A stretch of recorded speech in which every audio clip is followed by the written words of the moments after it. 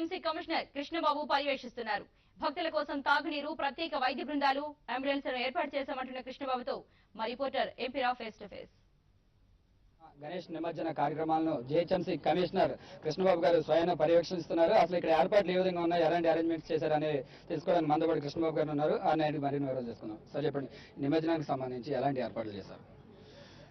అంటే నిమజ్జనానికి ఈ రోజు మెయిన్ మనకి నిమజ్జనం ఈ రోజు బాగా ఎక్కువ జరుగుతుంది కాబట్టి ఎంటైర్ ప్రొసెషన్ రూట్ లో మనం డిఫరెంట్ ప్రికాషన్స్ అంటే మెడికల్ క్యాంప్స్ పెట్టడం, అంబులెన్స్ అందుబాటులో పెట్టడం, అలాగే వాటర్ బోర్డు తరపు నుంచి వాటర్ సాచెట్స్ అవి అందుబాటులో ఉండేటట్టు చేయడం, బ్యారికేడింగ్ ఏర్పాటు చేయడం, అలాగే శానిటేషన్ అరేంజ్మెంట్స్ కి వర్కర్స్ ను వాళ్ళందరినీ క్లీనింగ్ కి సఫిషియెంట్ నెంబర్ లో డిప్లాయ్ చేయడం జరిగింది.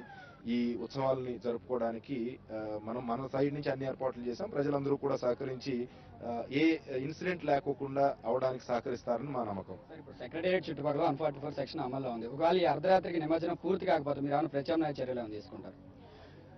అది ఇప్పుడు ఆల్మోస్ట్ భాగ్యనగర సమితి కానివ్వండి, గణేష్ సమితి కానివ్వండి, అలాగే ఇతర సంస్థలతో కానివ్వండి, గవర్నమెంట్ తరపు నుంచి పోలీసులు, అలాగే డిఫరెంట్ ఆర్గనైజేషన్స్ మనం ఇప్పుడు రెగ్యులర్ టచ్ లో ఉన్నాం.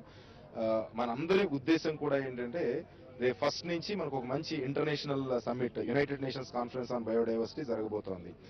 అందరూ కూడా ఎంతూజియాస్టిక్ గా వెయిట్ చేస్తున్నారు.